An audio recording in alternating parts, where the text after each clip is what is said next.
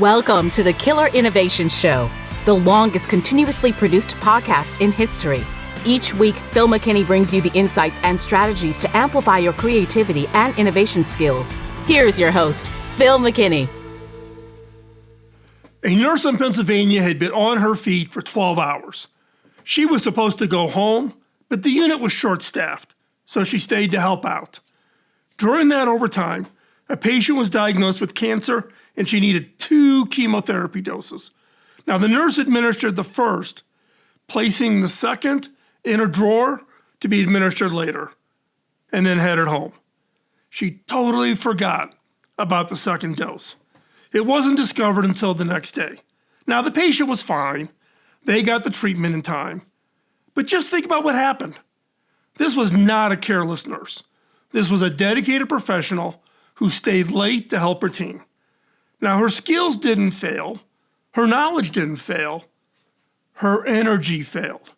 And her judgment went with it. That's the trap. We assume our thinking stays constant, that the brain in hour 14 is the same brain that showed up at hour 1. It is not. Now, last episode, we tackled deciding under uncertainty. But fatigue does something totally different. Uncertainty makes you hesitate in making that decision. Fatigue makes you to stop caring. Now, you've probably heard the popular saying, making too many decisions wears you out, so by evening, your judgment is shot. Now, that idea dominated psychology for 20 years. Research believed decision-making is drained from a limited mental reserve, kind of like a battery running down. Then independent labs tried to reproduce those results at scale, and the effects vanished. One study, 23 labs, over 2,000 people found nothing. A second, 36 labs, 3,500 people, same result. Now, however, the experience is real though. So how does this work? People do make worse decisions after a long day of mental effort. So what was wrong with this explanation? It's not like a battery. The brain doesn't drain like a battery. After sustained effort, it shifts priorities. It starts favoring speed and ease over accuracy. Not because it can't think carefully, but because it decides careful thinking is not worth the effort. Decision fatigue isn't your brain shutting down. It's your brain quietly lowering its standards without telling you. That science isn't abstract. It plays out every day. Researchers at Brigham and Women's Hospital tracked over 21,000 patient visits. Doctors prescribed unnecessary antibiotics more frequently as the day went on. Not because afternoon patients were sicker, because saying, here's a prescription, is easier than explaining why you do not need one. 5% more patients got antibiotics they did not need, based purely on the timing of the day. The same patients showed up everywhere. Surgeons make more conservative calls later in the day. It's the same pattern. Hand hygiene compliance drops after a 12-hour shift. Financial analysts grew less accurate with each additional stock prediction they make in a single day. Better prediction in the morning, worse prediction in the evening. The drift always goes the same direction, toward whatever requires the least effort. Now, this drift explains something we've been exploring across this entire series. When you're exhausted, someone else's conclusion isn't just tempting, it's total relief. The algorithm's recommendations saves you from evaluating. That expert's opinion saves you from forming your own. That's mind-jacking, finding an open door. Fatigue doesn't just degrade your thinking, it makes you grateful to hand it over to somebody else. Knowing the science is useful, but what matters more is catching fatigue in yourself before it costs you or your organization. Now, here are 4 signals that your judgment is compromised. Signal 1, the default drift. Someone proposes a plan that sounds, fine. Not great, not terrible. 2 hours ago, you'd have pushed back, asked harder questions.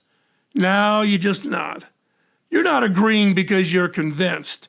You're agreeing because disagreeing takes energy you just no longer have. Signal 2, the irritability spike. A colleague asks a reasonable question, and it feels like an interruption. When your emotional response is out of proportion to the situation, it's not the situation. Your reserves are low. Signal 3, the shortcut reflex. A decision that should take 20 minutes gets 30 seconds.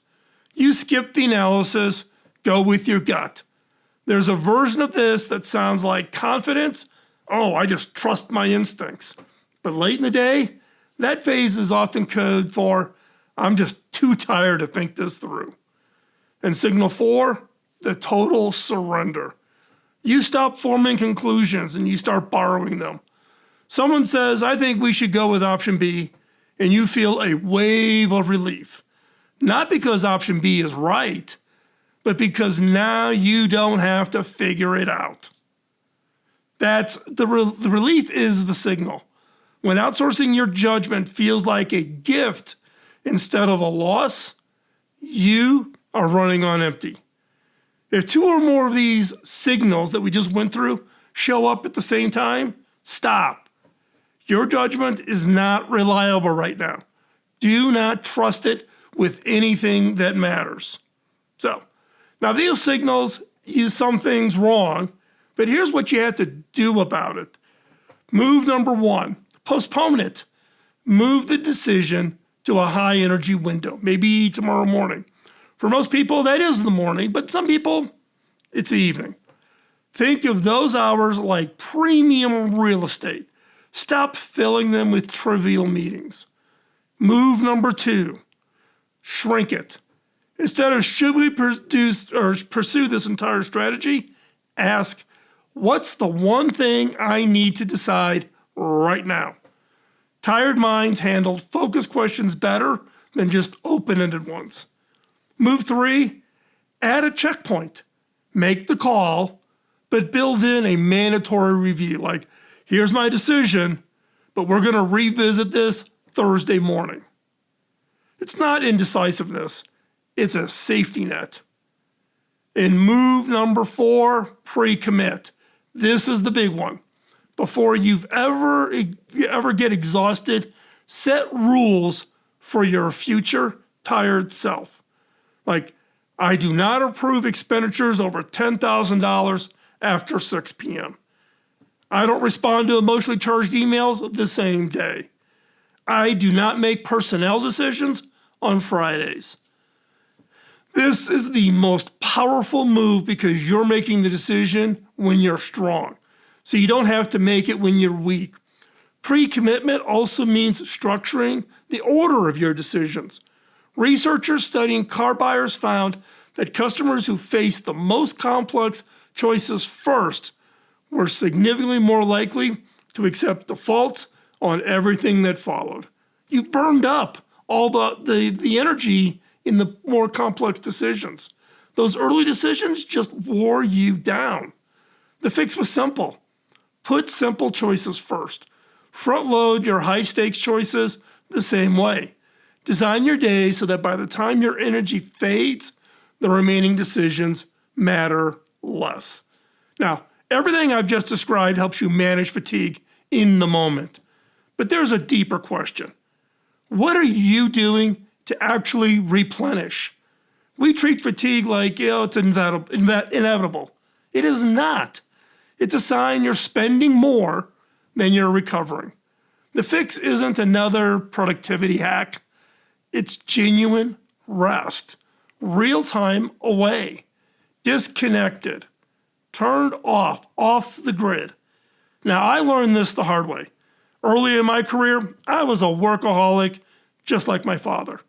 It took years to see the connection between rest and judgment, rest and creativity, rest and the impact of the innovations I was developing. Now, when I became a CEO, I made recovery a priority.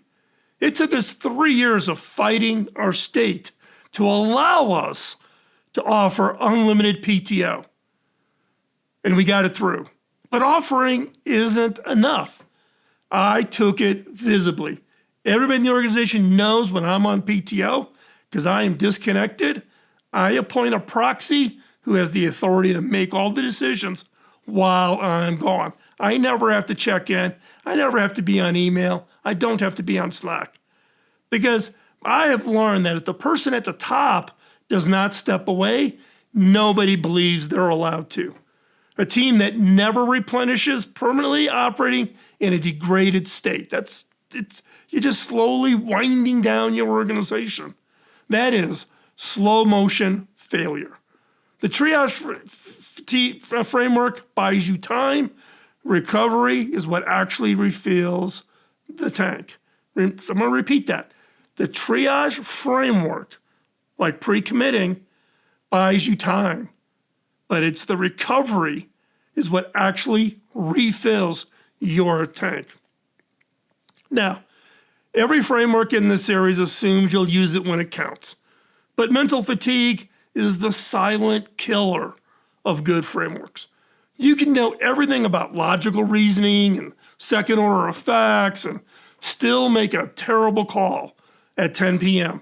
because your mind decided careful thinking wasn't the effort.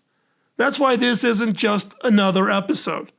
This is the one that determines whether everything else actually works in your real life.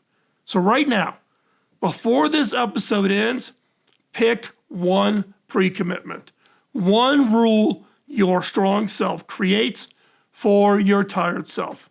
Like, I do not approve budgets after 7 p.m. I don't reply to conflict emails the same day. Whatever yours is, write it where you'll see it when you're exhausted. Then tell one person, not for accountability theater, but because saying it out loud makes it real in a way that thinking it never does. Remember that nurse? She had the knowledge, the skill, the dedication to stay late for her team. Look, my wife was a nurse for 25 years, neonatal, working 12-hour shifts. What nurses typically don't have, and what a lot of us don't have, is we don't have a system that protects judgment when our energy failed. And that's what happened to that nurse. Your worst decisions don't happen because you're not smart enough. They happen because you're too tired to use the intelligence you already have. Now, that nurse had all night to realize what she'd forgotten. But what if she hadn't? What if someone had needed that decision in the next 5 minutes? That's the kind of danger. Not fatigue alone, but fatigue with a ticking clock. We need an answer by end of day. This offer expires at midnight. The board meets tomorrow. Sometimes these deadlines are real. Sometimes they're manufactured to make you decide before you can think. How do you tell the difference? That is what we're going to cover in the next episode. So subscribe so you do not miss it. Now, if you haven't written down your pre-commitment yet, do it now. A sticky note, put in your notes app, back of your hand, right? On your wall, on your whiteboard, on your sketch pad, then tell someone. If mindjacking, this concept of mindjacking is a new concept for you, I've got a full episode that breaks down how to spot when your thinking has been hijacked, whether by outside forces or by you. The link is below. For those who want to support the work of the team behind these episodes, you can become a paid subscriber on Substack. I don't take any of the money. This money supports the team that works with me, doing the research, helping produce the videos, produce the audio, maintain the blog. All of that goes to them. So you can say thank you by becoming a paid subscriber on Substack. That link is below also. Now, one question that I'm asking for the comments, I want you to comment below. What was your pre-commitment? Your idea of a pre-commitment may help somebody else in the community think, wow, if I had that rule, that would save me amount of time. So if you've been using one, if you found one to be really useful, put it in the comments below. Let's start the conversation. Make it public. Make it real. The best decision you make today might be the one you don't let your exhausted self make tonight. With that, we'll see you in the next episode. Bye-bye. Podcasting nonstop since 2005, this has been the Killer Innovation Show on the Innovators Network.